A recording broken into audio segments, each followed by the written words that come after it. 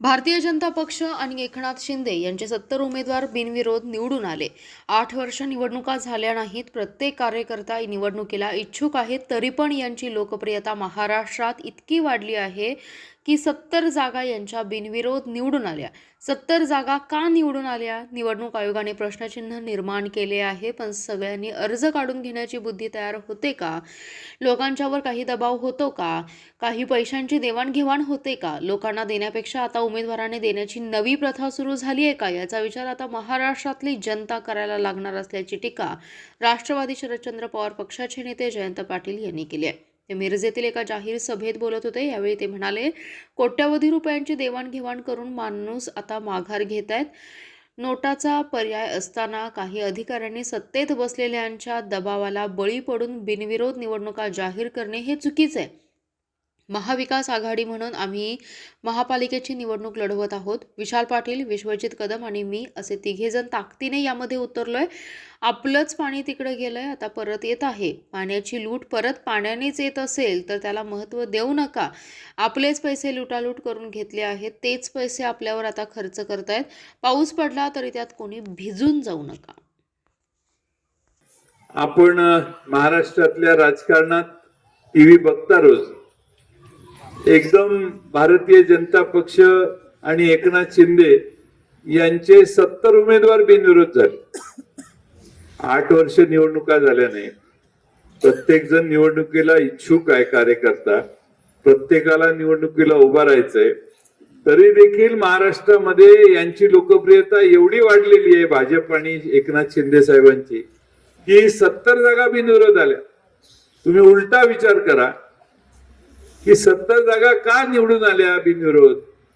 एक तर निवडणूक आयोगाने प्रश्नचिन्ह निर्माण केले, पण सगळ्यांनी अर्ज काढून घ्यायची बुद्धी का तयार होते? लोकांच्यावर काही दबाव होता का? काही पैशाची देवाणघेवाण होते का?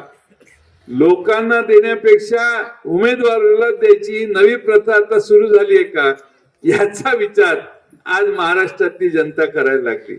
आणि म्हणून कोट्यावधी रुपयाची देवाणघेवाण करून माणसं माघार घ्यायला लागलेत. याचा जरा जनतेनं 10 वेळा विचार केला पाहिजे अशी माझी विनंती आहे. एक काळ असा होता की आज बिनविरोध एकच अर्ज आला तर बिनविरोध व्हायचा. पण जेव्हापासून नोटाचा पर्याय आलाय तोपर्यंत बिनविरोध निवडणूक होत नाही असं माझं मत आहे. कारण नोटा हा ह्या वरच्या 6 जण आहेत उमेदवार, तर 6 जणांना नाकारून ह्यातला कुणी नको म्हणून नोटा दाबतात लोक. त्यामुळं एकच राहिला तर एक आणि नोटा ह्यांची इलेक्शन झाली पाहिजे.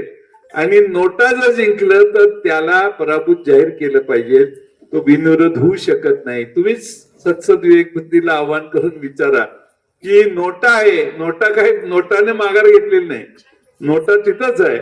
त्यामुळे नोटा विरोधी ही व्यक्ती झाली आणि सगळ्या प्रभागातील लोकांनी येऊन जर नोटा जास्त दाबलं तर त्या निवडणुकीत त्याचा पराभव होऊ शकतो. आणि हा ऑप्शन असताना बिनविरोध निवडणुका जाहीर करण्याचं धाडस काही निवडणूक निर्णय अधिकाऱ्यांनी सत्तेत बसणाऱ्या लोकांच्या प्रेशरला बळी पडून जर केलं असेल तर ते सगळंच आक्षेपार्ह आहे. आणि मला खात्री आहे लोक कोर्टात जातील, हे प्रश्न धसाला लावल्याशिवाय राहणार नाही. परंतु आम्ही भारतीय जनता पक्षाच्या विरोधी निवडणुका लढवतोय. भारतीय जनता पक्षाने आज या महापालिकेची निवडणूक चालू आहे. काँग्रेस, राष्ट्रवादी काँग्रेसचा आघाडी आम्ही या शहरात उभी केलेली आहे. आणि ही आघाडी उभी करत असताना आमचे काँग्रेस आणि राष्ट्रवादी काँग्रेसचे उमेदवार या शहरात विजयी व्हावेत यासाठी विशाल पाटील खासदार, विश्वजित कदम आणि मी आम्ही तिघांनी एकत्रितपणाने या शहरामध्ये आता निवडणूक लढवायला सुरुवात केलेली आहे. फार कमी काळात पुढच्या 8